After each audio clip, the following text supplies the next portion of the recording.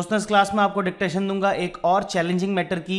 जैसा कि लास्ट आपने जो डिक्टेशन लिखी थी उसके बाद आप लोगों की रिक्वेस्ट आई थी कि इस तरीके का एक आध मैटर और आप लोगों को चाहिए फॉर एग्जाम, तो आपको मैं एक और मैटर प्रोवाइड कर रहा हूं। वैसा ही 100 WPM स्पीड रहेगी इस क्लास में।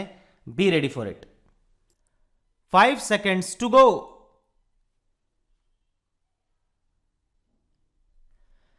Thank you very much, Honorable Speaker. I am honored, really, to stand before this House and to speak on behalf of my party on a matter of great pride for Indians everywhere in the world about the success of our lunar mission Chandrayaan-3. According to the topic you have given us in the revised list of business, it is success of Chandrayaan-3 mission and other achievements of our nation in the space sector. I think my respected friend Shri Rajnath Singh treated us to a lecture on a slightly different subject. On 23rd August, we scripted history as our unmanned moon mission's lander module made a flawless soft landing, making us only the 4th country to achieve this feat and the first to reach the uncharted south pole of Earth's only natural satellite, the moon. It is fitting, sir, there is a view proposed that we observe August 23rd as National Space Day in future. How far we have come since the late 1950s, when a classic photograph showed Indian rocket parts being transported on the bullock cart. Let me take you back nonetheless to when our nation's scientists began to develop the contours of India's national space program in the early 1960s. Back then, the coastal village in the outskirts of Thiruvananthapuram was identified as an ideal location given its latitude and natural geological features to allow for rocket launches and allied research. Imagine, friends in this house, a sleepy village with golden beaches and palm-fringed coconut trees populated largely by an overwhelmingly Catholic community of fisher folk. Now, any other community or any other part of the world, even the matter might have been put to rest right there. After all, the idea, the thought of displacing an active spiritual establishment would certainly have evoked outrage and fury, especially in today's India. But in this relatively obscure part of India, where a decision of national importance and scientific progress presented itself, the community chose to make a remarkably patriotic choice, a choice for development and progress. When initial conversation with politicians and bureaucrats made little headway, something special happened. Today, among us, Professor Vikram Sarabhai is not there, but those who are responsible for the creation and make the flower blossom will themselves be a different kind of a flower as described in the Bhagavad Gita. It gives to all, gives freely of its love. When its work is done, it falls away quietly.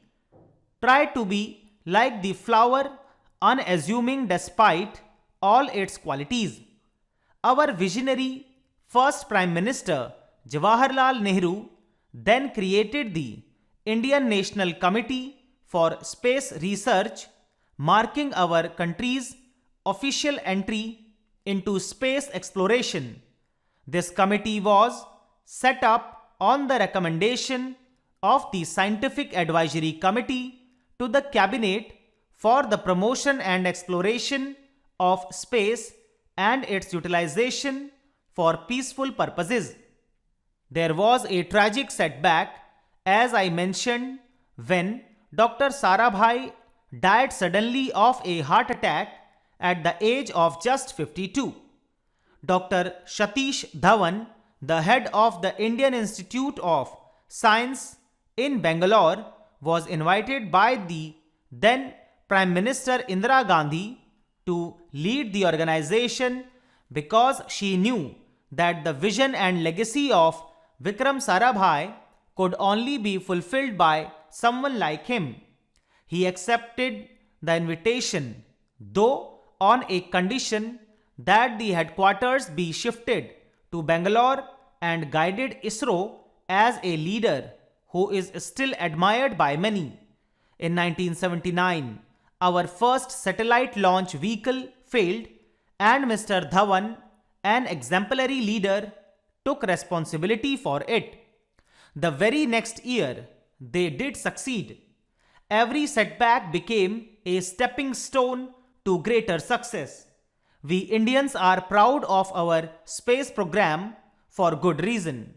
Since then, ISRO has undertaken missions to the moon, and the failure of Chandrayaan 2 became a stepping stone to the success of Chandrayaan 3, and we have created our own launch vehicles and satellites.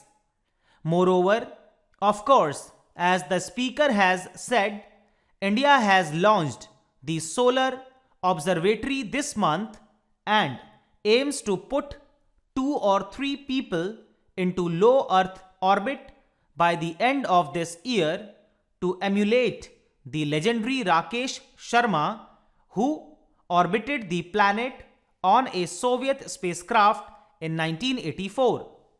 There is yet another sterling triumph within India's Chandrayaan moment.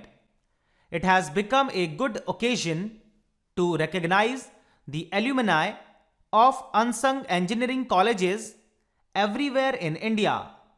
I would also like to point out that many of the stalwarts in our space program have been women scientists and engineers. Some 20% of ISRO's key personnel are women, and as women increasingly excel in science and technology studies, this number may only go up. Unlike in our parliament and legislative assemblies, they would not need reservations either. I can tell you this from experience of addressing many convocations. I have been giving away prizes in many convocations of science and technology and engineering colleges. This is becoming increasingly a women's field, and we will all be the better for it. Now, the only thing that disappoints me today is that some in the government seek to make this their moment to bask in glory and polarize the country by speaking as if all space endeavors began only in 2014, first in the ancient years of the Vedas and then in 2014.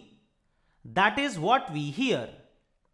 The truth is that our space successes are a consequence of continuity in our national governance, and what has been achieved today stands on the shoulders of many past achievements, as I have described to you with my stories earlier. Any mature democracy would recognize that grooming the brilliance of our scientists, developing infrastructure, and global synergies on technology cannot be achieved unilaterally by any one government. This is the achievement of successive years of making the right governance choices.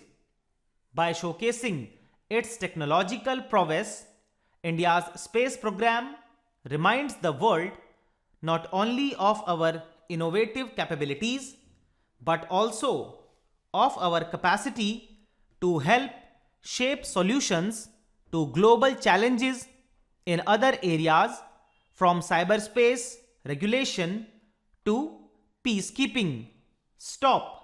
तो दोस्तों इसी के साथ ही dictation यहाँ पर finish होती है। मुझे पूरी उम्मीद है आपने इसे अच्छे से लिखा होगा। जैसा कि मैंने आपको लास्ट वीडियोस में भी कहा है, ऐसा नहीं है कि एग्जाम में आपको इजी ही मैटर मिलने वाला है या फिर एग्जाम में आपको टफ ही मैटर मिलने वाला है। आपने हर तरीके के मैटर की प्रैक्टिस करनी है ताकि एग्जाम में किसी भी तरीके का मैटर आए तो आपको उससे प्रॉब्लम ना हो। तो आप उसी हिसाब से अपनी तैयारी कीजिए, ज़्यादा से ज़्यादा डिक्टेशंस लिखिए, उनको रीड कीजिए। आपसे मैं मुलाकात करूंगा अगली क्लास में, अब अगली किसी ट्रांसक्रिप्शन के साथ। तब तक के लिए बाय बाय, टेक केयर।